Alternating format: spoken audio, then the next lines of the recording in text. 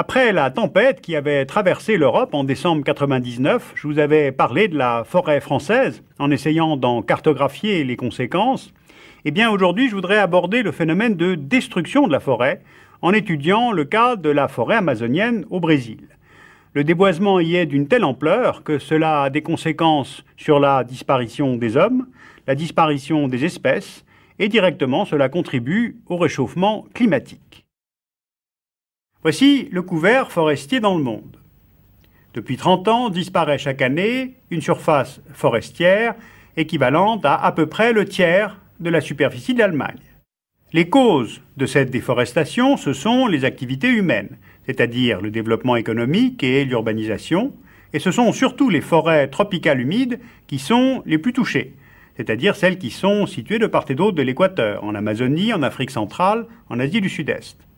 Alors comme conséquence, cela entraîne la disparition des espèces, c'est-à-dire une nette réduction de la biodiversité, des modifications du climat, c'est-à-dire augmentation des précipitations entraînant des crues des fleuves et l'érosion des sols, et puis enfin, c'est une contribution nette au réchauffement du climat mondial.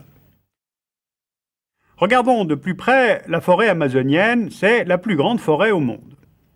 Elle s'étend sur près de 7 millions de kilomètres carrés, elle est partagée entre 8 pays, le Brésil, la Bolivie, le Pérou, l'Équateur, la Colombie, le Venezuela, le Guyana, le Suriname, la Guyane, qui est un territoire français. Elle est traversée par le fleuve Amazone, c'est le plus long, le plus puissant des fleuves au monde, il est long de près de 7000 km, soit 7 fois la longueur du Rhin. Et avec ses quelques 1000 affluents, le fleuve est ainsi le principal axe pour pénétrer cette forêt immense. C'est sur le territoire brésilien que s'étend la plus grande partie de la forêt amazonienne. Alors rapprochons-nous pour comprendre l'enjeu qu'elle représente pour le Brésil. Là, elle couvre plus de 40% de la superficie totale du Brésil. Elle constitue un véritable conservatoire de la biodiversité de la Terre. Elle recèlerait environ 2,5 millions d'espèces vivantes différentes et quelques 200 espèces d'arbres. En moyenne, sachez qu'il y a à peu près 6 espèces d'arbres différentes dans les forêts européennes. Si maintenant on regarde ce graphique, on voit qu'il porte sur la période 1989-1999 et on peut constater que les déboisements ont provoqué en moyenne la destruction de 15 000 km² de forêt par an. En 1995, près de 30 000 km² ont été déboisés en une année. 15 000 km² de forêt détruite chaque année, c'est l'équivalent de la forêt landaise, la plus grande d'Europe. Bien, mais pourquoi ce déboisement est à une telle échelle?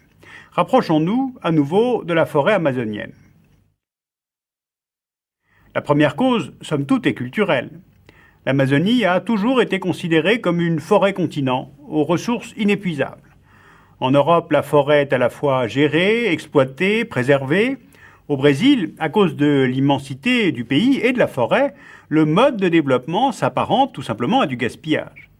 Ensuite, depuis la deuxième moitié du XIXe siècle, on y exploite le caoutchouc.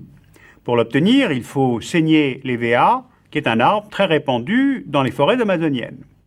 On y exploite aussi le bois, or cette industrie est destructrice, car pour une essence d'arbre correspondant à la demande du marché, elle abat en moyenne 7 arbres, souvent d'ailleurs sans respecter la législation brésilienne qui oblige les exploitants à replanter les arbres coupés. Et puis enfin, il y a aussi les ressources minières, comme l'or, le diamant, le fer, l'étain, le cuivre. La deuxième cause de déforestation est liée au phénomène du front pionnier, c'est-à-dire l'extension des Brésiliens à l'intérieur de leur propre pays. Les gouvernements brésiliens vont régulièrement favoriser le développement économique de l'Amazonie et son intégration au reste du pays. Or, cette politique d'aménagement de l'Amazonie passe avant tout par les routes. Elles sont le moteur du front pionnier. Et la percée de la transamazonienne, c'est-à-dire de la côte atlantique à la frontière avec le Pérou, a ouvert l'Amazonie à la colonisation des terres. On se souvient peut-être qu'à partir des années 70, l'idée pour les dirigeants brésiliens était d'utiliser cet espace libre pour résoudre la question agraire, c'est-à-dire aller chercher dans le nord-est surpeuplé la main-d'œuvre pauvre pour l'importer en Amazonie. Ainsi, des zones de forêt ont été dégagées pour laisser place à des zones de pâturage, à des zones agricoles, contrôlées soit par des colons, des petits exploitants, soit par de grands propriétaires terriens attirés par les incitations fiscales de l'État brésilien. Or, comme les paysans pratiquent la culture sur brûlis pour accroître la fertilité de la terre, ils provoquent régulièrement des feux de forêt et aggravent ainsi l'ampleur de la déforestation et contribuent, peut-être sans le savoir, au réchauffement climatique. Et puis la troisième cause, c'est l'urbanisation. Une photo satellite de l'Amazonie, vue de nuit, montre, grâce à ces points lumineux que vous voyez là, qui sont amplifiés pour faciliter la lecture, l'urbanisation en cours en Amazonie. Hormis les grandes villes de Belém et Manaus, on voit que la population se concentre surtout sur la rive gauche du fleuve Amazone et avant tout dans les villes. En fait, cette carte indique bien que c'est l'urbanisation qui forme le front avancé du déboisement. 95% des lieux d'extraction du bois et des terres défrichées se concentrent dans un rayon de 25 km autour de ces villes et villages, et non pas du tout dans les régions reculées et inaccessibles de l'Amazonie comme on le pensait. Au total, la population en Amazonie est passée de 5 millions à 20 millions de personnes entre 1960 et aujourd'hui. Alors il existe actuellement un projet du gouvernement brésilien qui s'appelle Avança Brasil, d'un montant de 42 milliards d'euros et qui prévoit l'aménagement de voies navigables et l'asphaltage de routes. Selon la revue Science, le numéro de janvier 2001, si le projet est mené à terme, sans que rien ne change dans les approches, la forêt amazonienne pourrait perdre 28% de sa surface, dans le meilleur des cas, et 42% dans le pire des cas d'ici à 2020, dans 20 ans. En résumé, construction de routes, exploitation des richesses, colonisation de peuplements, culture sur brûlis, urbanisation, ce sont là les principales causes de la destruction de la forêt amazonienne, car il s'agit d'assurer le développement économique du Brésil et l'aménagement du territoire. Alors vous l'avez sûrement noté, je vous ai parlé de la forêt, mais pas des hommes. Or évidemment, les populations indiennes qui vivent en forêt sont constamment agressées. Yanomami, Tucano, Guarani, Kayapo, Xingu. La plupart sont chassés de leur territoire par les chercheurs d'or ou les compagnies multinationales. Les villages sont parfois détruits par les incendies provoqués par les cultures sur brûlis.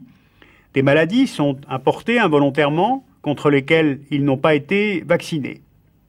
Entre 1900 et aujourd'hui, la population indienne d'Amazonie aurait chuté de 75%, passant de 1 million de personnes à 220 000 aujourd'hui. La contradiction pour le Brésil, c'est cela. Le développement économique est-il compatible avec la préservation de la forêt amazonienne ? Bon, le discours sur l'Amazonie a un peu changé au Brésil. Les politiques publiques, les entrepreneurs prennent conscience du besoin de développement durable pour l'Amazonie, là aussi. Mais au jour d'aujourd'hui, la déforestation se poursuit, entraîne de gigantesques incendies de forêt, provoquant là aussi des émissions de gaz à effet de serre, le CO2, qui contribuent, toute proportion gardée, au réchauffement de l'atmosphère. Et puis, dernière chose à noter, l'écosystème amazonien est très riche, encore relativement méconnu, donc son exploration scientifique est loin d'être complète.